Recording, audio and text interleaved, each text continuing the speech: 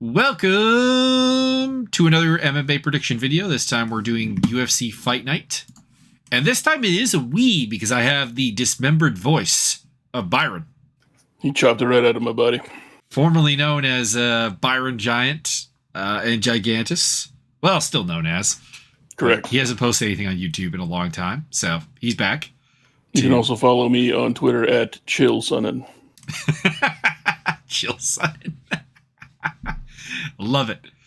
So we have our first, honestly, our first fight night in what feels like forever outside of America. It's in London, England at the O2 Arena, headlined by British prospect Tom Aspinall and Alexander Volkov, which is interesting because it's puzzling why they would go with Aspinall versus Volkov, because I feel like Volkov's a high risk, relatively low reward fight. I mean, because Volkov is coming off of a kind of his lowest point of his career.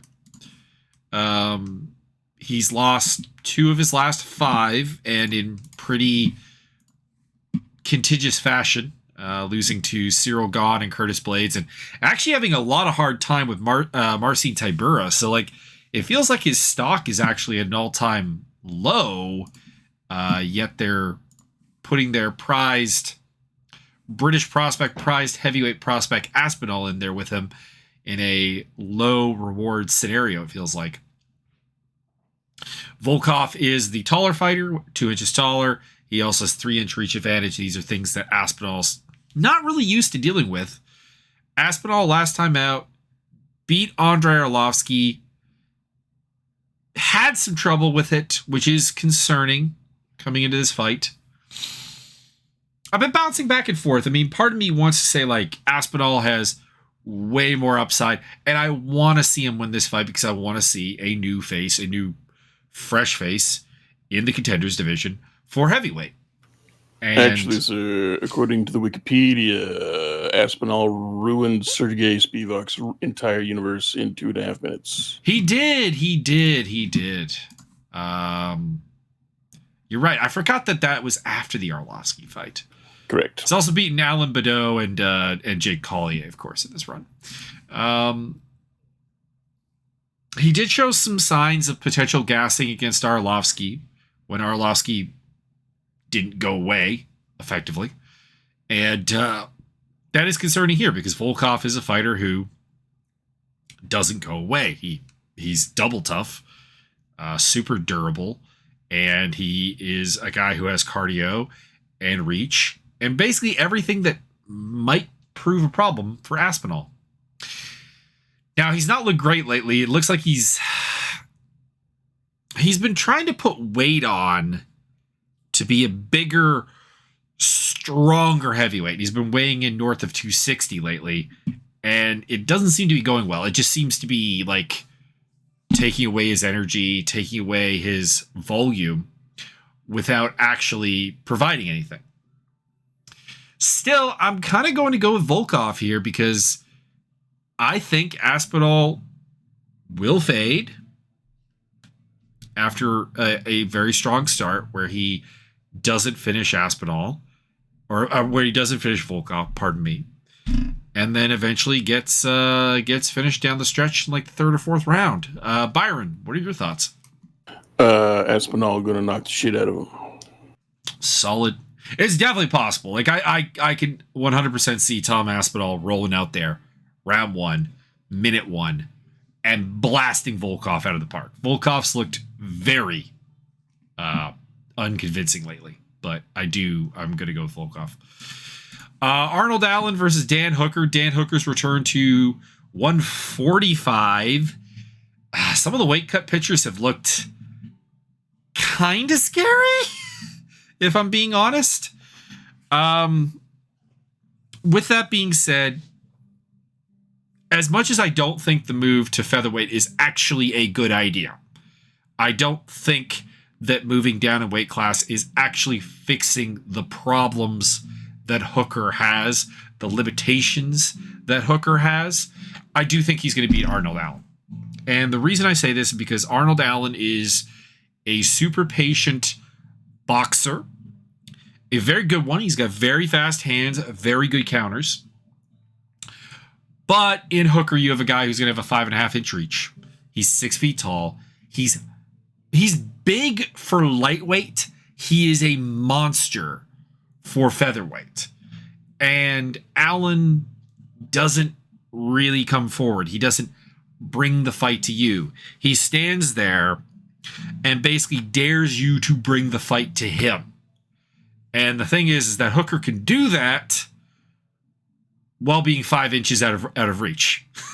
And that's a bit of a problem for Arnold Allen. And that's why I'm picking Hooker. That being said, I may change my mind at the weigh-ins because, like I said, there are some pictures of Hooker at like 160 pounds not looking super healthy for this fight. And I really do not think that his choice to go down to featherweight, where he had been before, had some success but had some failures, is actually the answer to any of his problems. But, like I said, I do think he is going to win this fight. So, Byron, anything to add? Well, I know you're just gassed up on Dan Hooker because he somehow had a miracle win over the great Ross Pearson, and no one's sure how he did that. So we all know that you just all over Hooker's nuts, which is a phrase I never thought I'd say. And he should beat Arnold Allen. However, Arnold Allen being virtually undefeated, got screwed over in a bullshit decision. I have no idea. He lost one decision one time 17 years ago. I can't say that I've ever seen the fight that he lost, so I don't know. Couldn't tell you, but I know that the guy he lost to does not have a Wikipedia page. Marcin Murshik is not a bad fighter.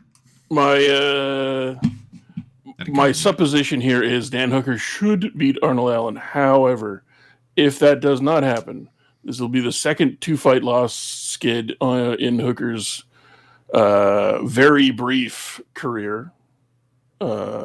Exaggeration. Just underline that there. And Arnold Allen somehow or other kind of flies under the radar largely for being basically an undefeated, fighter. He is definitely a guy that doesn't get the credit that he deserves. I think he's actually he's more of a player in the featherweight division than Hooker's going to be. It's just that I think frankly the range striking aspect of this fight is just too. It's hard to overlook 5 inches of reach. Yeah, but so the only thing I don't want to hear any belly aching, bitching, complaining, or moaning about how Dan Hooker is done, or Dan Hooker's washed up, or Dan Hooker's this, that, or the other. If Arnold Allen beats him, I don't want to hear any of that bullshit. Oh no! I think Hooker's.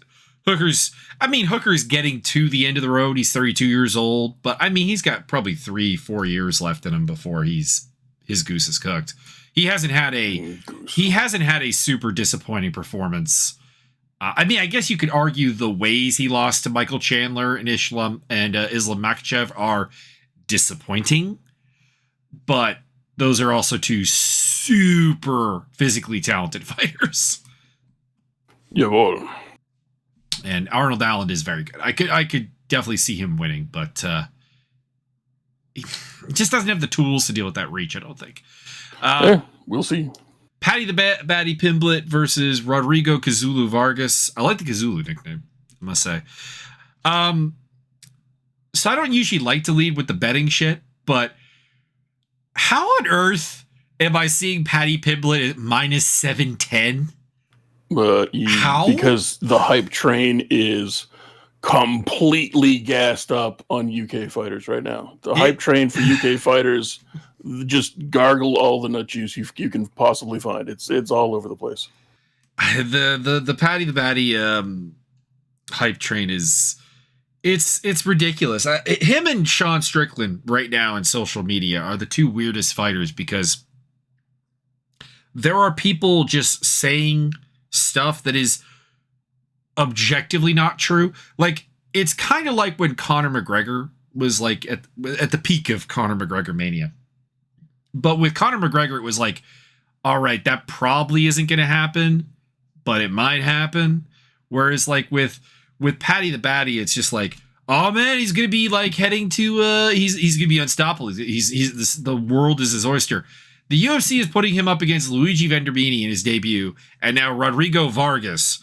That tells you what they think of his chances of actually winning. This is a guy who's lost to Nadine Armani. He's lost to Soren Bach. His biggest win is Julian Erosa. And we're riding him at a minus 700 on some lines here? Insane. That being said, I am picking him to win because Vargas just isn't that good.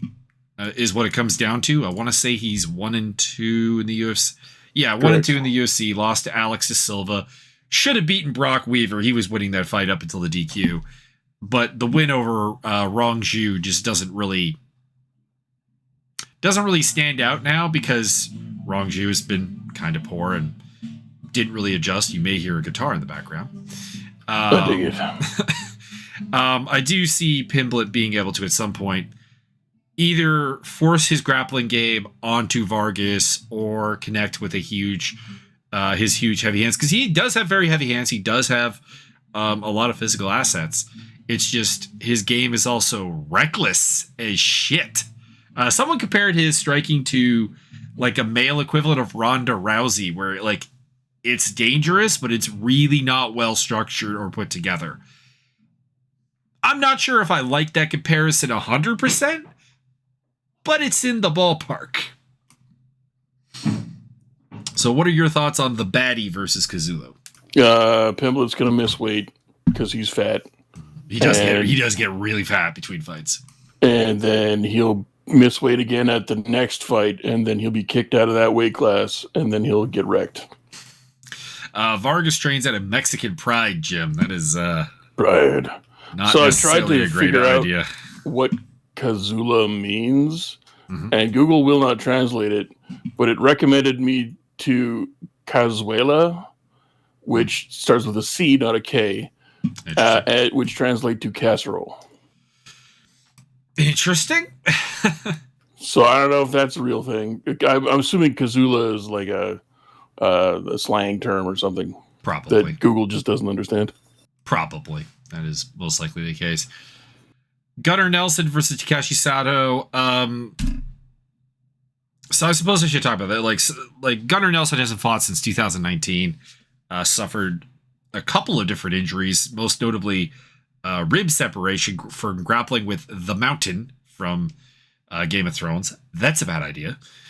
That being said, he should totally win this fight. Like, unless you have a great deal of concern about his health and where he is mentally and where he is physically, Takashi Sato is just not very good. He's a reasonably powerful counterpuncher, but that's about the highlight of his game, if I'm being completely honest. Like, on the mat, Gunnar is better. On the feet, at range, Gunnar is better.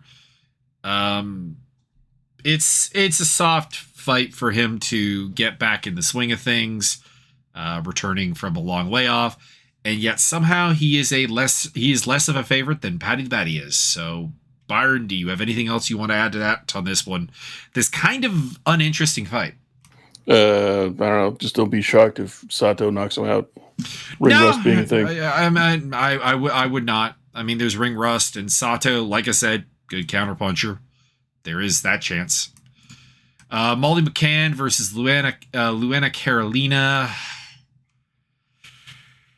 Oh, this is an ugly fight. Liverpool. So here is the core problem for Molly Mccann coming into this fight. I like Meatball Molly. She is an entertaining person. She seems awesome. Would love to meet her. All those things. But she is really not great at leading a fight. Like, when she's in charge of the engagements and the control of things, she's not great at it. She's better as a counter fighter. And the problem is when you're a counter fighter and you have 7 inches less of reach, you're basically, this is the Dan Hooker, Arnold Allen problem again, where that's just a lot of reach. And like, I don't have a lot of faith in Luanna Carolina. She's got some nice physical tools, but she's an absolute mess as a fighter. I just don't see what Molly's answer is to her reach, but I want to hope that it's something, because I shouldn't really say what I'm about to say. Do it. I think that Molly has the mindset and the technical presence to do something in this division, and I don't know if Luanna Carolina does, but Carolina has the physical aspects to do something in this division. So that's a bit weird. But do you have anything to add on these fine ladies, the only female fight on the main card? This may be the P-break fight of the night, because they're probably just going to do things to a decision, and that'll be it. Jai Herbert versus Ilya Taporia. My concern with Taporia is he's coming up in weight class for this. He's going to be a 5'7" lightweight, which is pretty short. You're not even going to talk about his traumatic head injury he acquired a few days ago? What, brawling with Paddy Pimblett in the hotel? Yeah, that's a good look. I am still going to pick Taporia here. He's very, very talented. There's immense athletic presence to him. Every movement radiates threat, fight-stopping ability, and he just beat Ryan Hall. And I don't mean like he outpointed Ryan Hall on the feet. He went, Ryan Hall's doing that whole drop to his back thing again. I'm going to kill him. He's the better grappler. He's the better wrestler. He is the better athlete than Jai Herbert. Herbert's a good boxer, so the stand-up could be interesting. And again, is going to have a massive reach advantage. But despite the fact that I don't know if Taporia has ever dealt with an 8-inch reach advantage, he has historically dealt with reach disadvantages. I mean, even 5'7" at featherweight is pretty short. So he knows how to fight taller fighters, how to bring it to people with the reach advantage. And I just seen being able to do that. I've been disappointed by Jai Herbert's UFC run, because he was talked up in a very big way by a mutual friend of ours as a really, really good fighter, and then... Let me guess, Rob was feeding you gas again. Yeah. Hey! Then he lost to Francisco Trinaldo, and he lost to Hanato Moicano, and I don't think tremendously great things about Kama Worthy, who he just beat.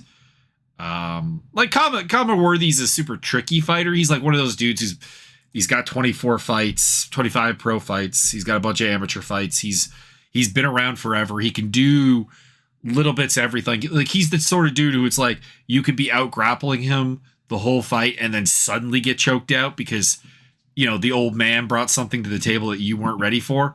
That's the kind of fighter that Kama Worthy is, but I don't think the win over him meant a lot for Jai Herbert. And I think Taporia is going to, through aggression and through grappling superiority, win this fight. Probably a TKO stoppage. He does like to smash versus submit. So that's why I'm going with the TKO option. Byron, you have anything to add? Ilya Taporia is the German-Georgian from Spain. He will win via diplomatic immunity. And Jai Herbert will get some sherbet. I don't know. It is really weird. It is really weird to think of a Georgian fighter going to Spain for MMA training. Yeah. That's also, Rob, if you're out there listening, well done. Continue to feed Mike weird fighters. Mike Grundy versus Mccann Amirkhani. I would love to pick Mccann Amirkhani. When he debuted in the UFC, I was incredibly intrigued. He had a wrestling game that was incredibly exciting, which you do not see a lot of. He had explosiveness and athleticism, and then he went to SBG Ireland. He's not looked great lately. He's lost 3 in a row. Mike Grundy has also lost 2 in a row, so this is a battle between 2 guys who are, on the schneid. Murakami losing to Kenwilla Kirk, Lerone Murphy, and Edson Barbosa. The Kirk loss in particular now looks kind of bad in retrospect because we just saw Kirk get manhandled by Damon Jackson, and his stock is down. The Leech. And then with Grundy, he lost to Groovy Lando Venata via split decision, and he really did actually give Mozar Evelev a hard time. And Mozar is a very, very, very good fighter, so there is that. Before that, he was... he actually has 1 UFC win. I could have sworn he had more. But...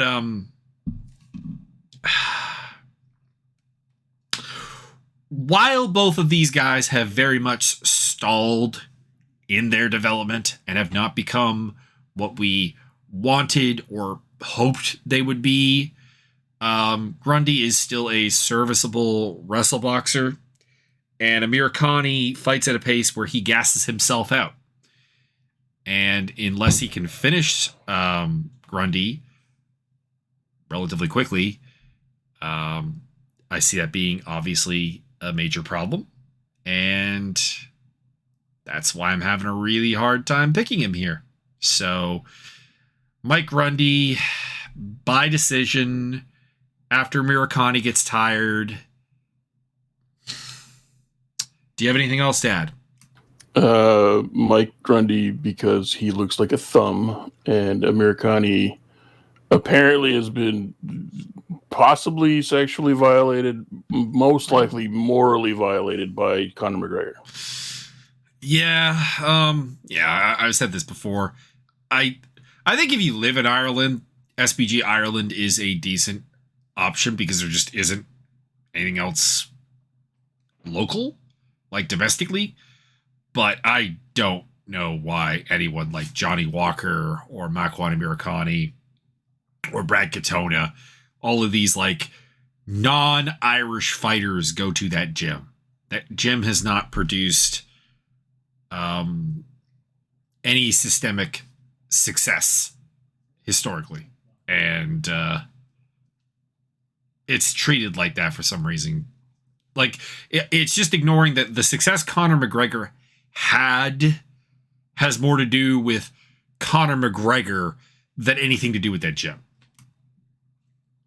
But we'll move on to heavyweight action. Shamil Aderhimov versus Sergey Pavlovic. I still have a lot of hope for Pavlovic. I mean, he was kind of derailed when he came to the UFC by losing his debut, but his debut was against Alistair Overeem. I always thought that was a really, really mean and weird debut fight for him. Got stopped in the first round, obviously. Since then, beat Marcelo Gome and Maurice Green. And then since then, he's had a combination of injuries and visa issues to cancel 3 fights against Cyril Gahn. Probably dodged a bullet there. Tom Aspinall and Tanner Boser. And now he's got Shamil. I'm picking him here. Shamil is, in his own way, scary. He does have some creative striking. He does have some creative grappling. I would say like creative is the main strength of his game. Also, I think he's a wushu fighter, which I always find very strange for a Russian. But he fights at a slow pace. He's not super physically imposing. Pavlovic is a hell of an athlete, and when your only loss in your career is to Alistair Overeem, that's not actually that problematic, is what it comes down to.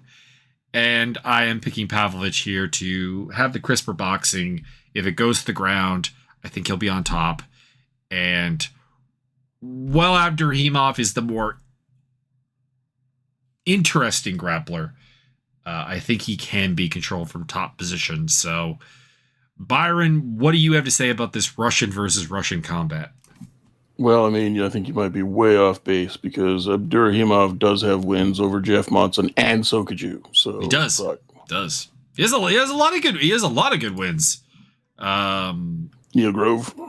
Marcin Tybura, Andrei Arlovsky, Chase Sherman, Walt Harris. What a decision against Walt Harris, which is like the weirdest thing you're ever going to see, because Walt Harris is such a glass cannon where he either kills you or you kill him.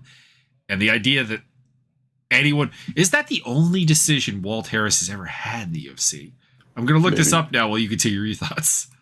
Well, I don't know. I just basically either Captain Red Sash of the Wushu is going to pull out some fancy shit, which is not going to happen, or the guy who knocks people out is going to knock out the guy who gets knocked out. Those are the only two ways this is going to go, unless Aderhimov decides to make it the most boring win you've ever seen, in which case you heard it here first, folks. He tried that with Derek Lewis, and I don't blame him. No. I've looked it up. Walt Harris has gone to decision one other time, but it's against the king of decisions, Jared Rushelt, who was like a take you down and dry hump you for 15 minutes fighter. And I'm not anti-wrestling, but yes, I did find Jared Rushelt very boring. Anyways, on to I think I closed the wrong thing. You're the worst. Let me just double check to make sure I didn't close the wrong fight. No, I did. Okay. Nikita Krylov and the Bear Jew Paul Craig. Let's do this. I've gone back and forth on this fight, and I will probably go back and forth on it more after I finish recording this video and before the fight time. So if anybody wants to take this as a complete non-pick, you're free to, because I might change my mind. Paul Craig's game is pretty simple. Super tough. One of the better guard grapplers, probably the best guard grappler at 205 right now. Has submitted a bunch of people, most notably Magomed Ankalaev is probably his biggest profile one, but he's also submitted Jamal Hill, who looks pretty good. He's also submitted Kennedy Njoku and Luis Enrique de Silva, who was pretty good actually. I don't know what's happened with. I'm gonna look at de Silva real quick, because I've thought that I just haven't heard of him in a bit, but he's also been knocked out a lot. Tyson Pedro, Khalil Roundtree, Alonso Metafield, and Krylov is super, super dangerous. Luis Enrique's UFC run actually was way worse than I'm remembering it. Won his first two fights, then lost to Craig, Jordan Johnson, Ion Kutalaba, and Gokhan Saki, and got cut. Not great.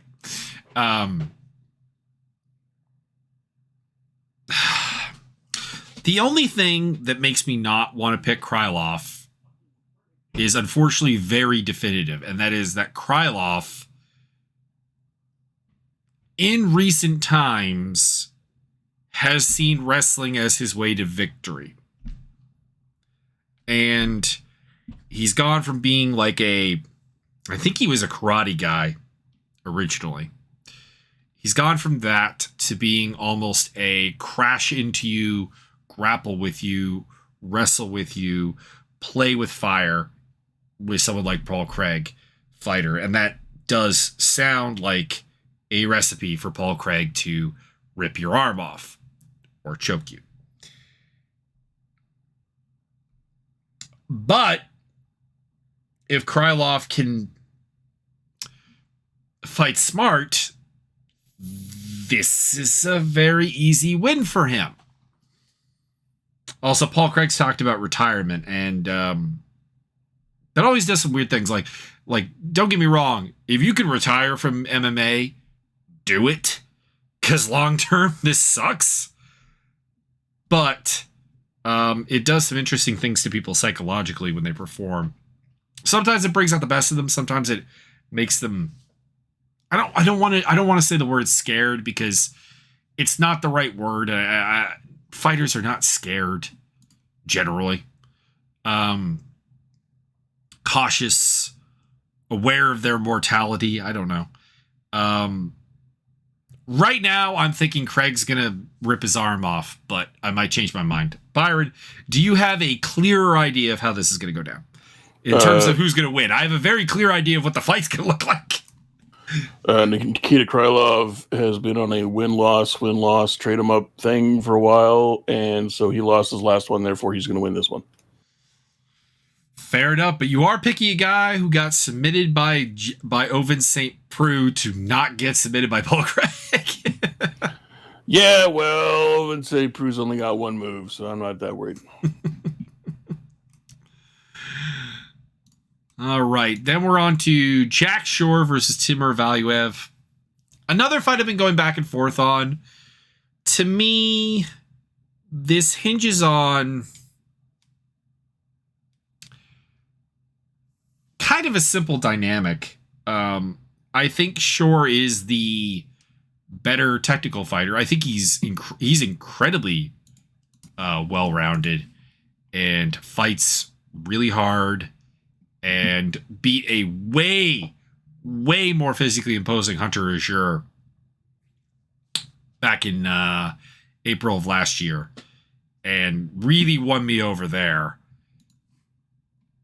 But Valiev is a way better athlete. Like, Valiev is a scary good athlete. Very explosive, very powerful, very strong, very fast. And that could just be too much for Jack Shore. But I'm going to take Shore because I think he's used to not having athleticism as a crutch. And I think Valiev's most impressive performances, such as beating Ronnie Barcelos, have come from people who were used to being the good athlete in the cage, and they were put up against him, and they weren't the good athlete. And that shock opened doors for Valiev, because I do think Valiev's game is very unstructured. It's not that he's technically bad. It's just nothing seems to flow that well. And I do think Shore's tenacity, aggression, volume, hustle should be enough, because I remember thinking in the Barcelos Valiev fight that if Ronnie Barcelos just upped the output, upped the aggression, he would win. But he seemed confused by every one of their collisions. Do you see it in a different way there, Byron? Yes, you are overlooking one key factor in this whole thing, and that is that Valiev has a devastating split decision loss against the greatest fighter of all time, Chris Gutierrez. I didn't even know that, actually. I mean, Chris Gutierrez is not a bad fighter, but that does seem like... that does actually make me feel a lot better about my pick. Jack Shore. There you go. So there we go. I have nothing to say about Elise Reed versus Corey Mckenna. It's Corey McKenna's fight to lose. Elise Reed is bad. You want to add anything to that? Gonna pick Elise Reed because it reminds me of Ed Reed. Fair enough. And then the opener on the card, Muhammad Mokayev versus Cody Durden. I haven't seen a lot of Mokayev. He's 5-0, but he does have extensive amateur. He had a 23-fight amateur career. That is the most I've ever seen.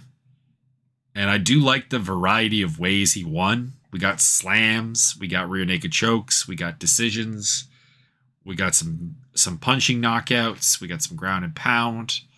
Like, there's a good variety here. He's done well in his MMA run as a pro.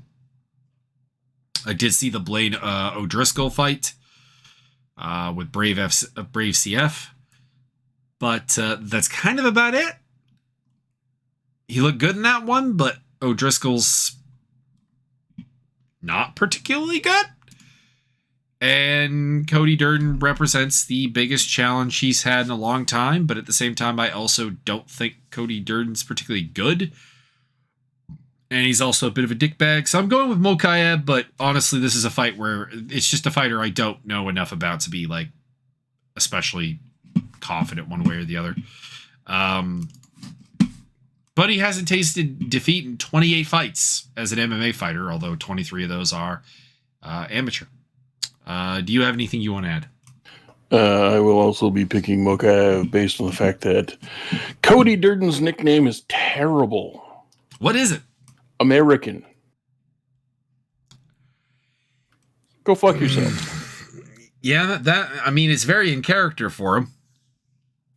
He is a southpaw, according to Wikipedia. So that might play some weird shenanigans, but no. Go fuck yourself. You can even, and if you come down to the ring to Hulk Hogan's Real American theme song, double go fuck yourself. I don't think he's come down to that before. I can't recall what music he's ever come down to the ring in. Probably come down to American Woman, unironically, because he doesn't know what it's about. Maybe. So that's it for the fight card. Overall, I think it's a pretty decent fight card. I do always worry when a heavyweight fight is the main event, because it could be not very good. Come on, it's Tom Aspinall. Just gonna get the curly hair out there, wiggle it around. You're gonna be delighted no matter what. No, I mean, I think it is the fight to have as the main event for this card. I think Aspinall is worth promoting. I think you strap the rocket to him. Like I said, I'm not super keen on Volkov as an opponent, just because I think if he wins, he's not actually going to get the credit that he deserves, because Volkov is amazingly tough. Volkov is a guy who has lost to nothing but really, really good fighters. Cyril Gahn, Curtis Blades, was beating Derek Lewis up until he got Derek Lewis.